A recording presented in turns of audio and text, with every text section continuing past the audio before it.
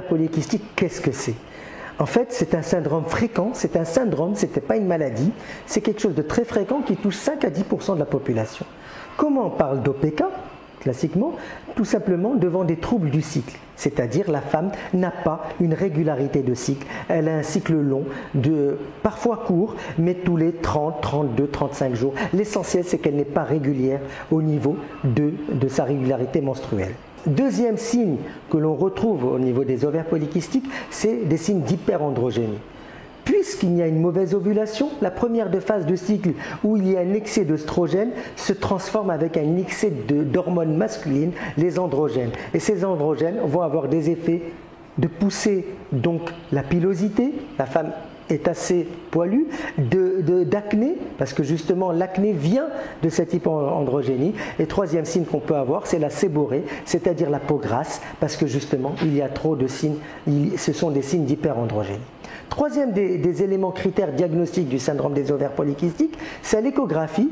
Eh bien, on voit que les ovaires ne forment pas un follicule dominant, mais parce que l'ovule ne grandit pas, mais justement il y a plusieurs petits follicules de 2 à 10 mm qui ne grandissent pas. C'est justement la problématique. La femme a un problème d'ovulation.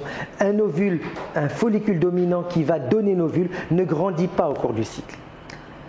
Donc, ces ovaires polykystiques, on ne connaît pas vraiment leur cause, mais on sait qu'il y a des problématiques intra-ovariennes, notamment d'insulinorésistance. L'insuline ne marche pas bien.